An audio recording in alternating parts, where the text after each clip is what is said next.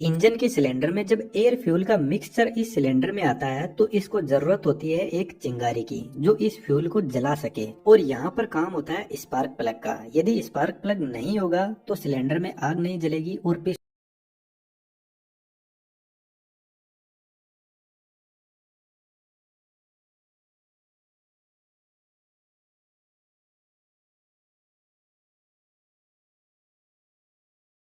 पर कोई भी फोर्स नहीं लगेगा, जिसकी वजह से इंजन स्टार्ट ही नहीं होगा। तो स्पार्क प्लग बहुत ही बेहतरीन इंजीनियरिंग को काम में लेकर फ्यूल को इग्नाइट करने का काम करता है। जब स्पार्क प्लग स्पार्क जनरेट करता है तो इसको 15 से 20 हजार वोल्ट की जरूरत होती है और गाड़ी में सिर्फ 12 वोल्ट की बैटरी लगी रहती है। तो इतना वोल्टेज कहाँ से लाया जाए?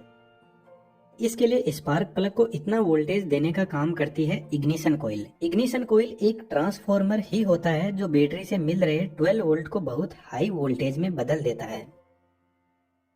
इस कोयल के बीच में एक आयरन की कोर होती है कुछ इस टाइप की, और इस कोर के चारों तरफ सबसे पहले प्राइमरी वाइंडिंग को सेट किया जाता है। प्राइमरी वाइंडिंग में सिर्फ और सिर्फ 200 से 300 टर्न ही होते हैं।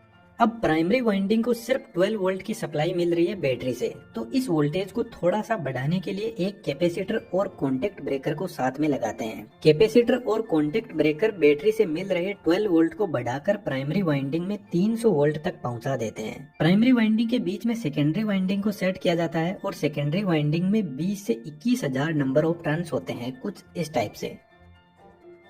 दोस्तों, नंबर ऑफ टर्न से आपको कंफ्यूज नहीं होना है। जब वायर को एक राउंड लगा दिया जाता है तो एक टर्न हो जाता है, दो लगा दिए जाते हैं तो दो टर्न हो जाते हैं। इस तरीके से सेकेंडरी वाइंडिंग में 20 से 21 हजार टर्न होते हैं। और जब हम वाइंडिंग को बनाते हैं उस टाइम इनको फिक्स कर लेते हैं कि कितने टर्न हमें कौन सी वाइंडिंग में लगाने हैं। जब प्राइमरी वाइंडिंग में बैटरी से सप्लाई दी जाती है तो इसके पास में मैग्नेटिक फील्ड जनरेट होगा और magnetic field line secondary winding के पास में भी पहुंचेगी और सेकेंडरी वाइंडिंग में भी करंट फ्लो होने लग जाएगा। जब हमने वेल्डिंग ट्रांसफार्मर के बारे में बात की थी तो इस वीडियो में मैंने इस कैलकुलेशन के बारे में बताया था और हल्का सा मैं फिर से बता रहा हूँ, तो आप इस वीडियो को एक बार जरूर से देखना। एक सिंपल सा फॉर्मूला होता है जिसमें प्राइमरी वाइंडिंग में नंबर ऑफ टर्न्स है 300, यही N1 है, और सेकेंडरी वाइंडिंग में नंबर ऑफ टर्न्स है 21,000, यही N2 है। प्राइमरी वाइंडिंग का वोल्टेज V1 300 वोल्ट है और सेकेंडरी वाइंडिंग में वोल्टेज हमें निकालना है। सिंपल सी कैलकुलेशन करने पर हमें वोल्टेज मिल जाएगा 21,000 वोल्ट। इस तरीके से इग्निशन कोयल बैटरी से 12 वोल्ट को लेकर 21,000 वोल्ट तक बढ़ा देती है और यह वोल्टेज जाता है स्पार्क प्लग के पास में जो सिलेंडर के ऊपर लगा रहता है। स्पार्क प्लग के बीच में सेंटर इलेक्ट्रोड होता है। यह इलेक्ट्रोड निकेल या प्लेटिनम का बना होता है और इसी इलेक्ट्रोड से 21,000 या इससे भी ज्यादा वोल्टेज फ्लो करता है। और आज के टाइम में आपको पता है 1000 वोल्ट बहुत ज्यादा है, तो यह कार में बैठे हुए लोगों को नुकसान पहुंचा सकता है। इसलिए सेंटर इलेक्ट्रोड के चारों तरफ एल्यूमिनियम ऑक्साइड सेरेमिक से बना हुआ इंसुलेटर लगा रहता है। यह इंसुलेटर हाई प्रेशर और टेम्परेचर को सहन कर सकता है, क्योंकि जब स्पार्क प्लग स्पार्क क्रिएट करता है तो सिलेंडर के अंदर फ्यूल और एयर का मिक्सचर जलता है जिससे एक धमाका होता है और इस धमाके में कंप्रेस हुई गैसेस पिस्टन पर फोर्स लगाती है और पिस्टन नीचे की तरफ जाता है और पिस्टन क्रैंकशाफ्ट पर फोर्स लगाता है और क्रैंकशाफ्ट रोटेट करने लग जाती है।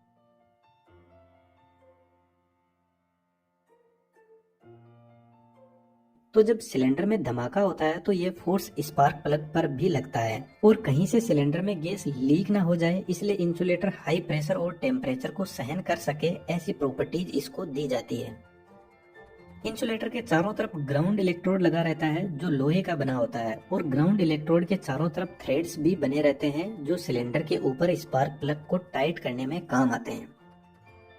अब जो स्पार्क प्लग का वर्किंग प्रिंसिपल है वह रियली में कमाल का है। सेंटर इलेक्ट्रोड और ग्राउंड इलेक्ट्रोड के बीच में हल्का सा गैप रखा जाता है। जो सेंटर इलेक्ट्रोड होती है वह पॉजिटिव का काम करती है और ग्राउंड इलेक्ट्रोड नेगेटिव का। और ग्राउंड इलेक्ट्रोड सिलेंडर के साथ में टच रहती है और सिलेंडर इंजन से और इंजन कार की बॉडी से। इसलिए आपने देखा होगा कि कार की बैटरी का नेगेटिव टर्मिनल को कार की बॉडी से टच किया जाता है ताकि नेगेटिव के लिए हमें अलग से वायर न लगाना पड़े। कार की बॉडी ही नेगेटिव वायर का काम करती है। आप घर पर ट्राई अप्लाई करना, किसी बैटरी के पॉजिटिव और नेगेटिव को जब हम टच करते हैं तो एक स्पार्क जनरेट होता है, लेकिन वहाँ पर जब हम दोनों वायर को टच करेंगे तभी स्पार्किंग होगी। लेकिन स्पार्क प्लग में बहुत हाई वोल्टेज होता है और इतने वोल्टेज के पास में नेगेटिव वायर को ले जाएंगे तो टच करने की जरूरत नहीं है, दूर से ही स्पार्किंग होने लग जाएगी।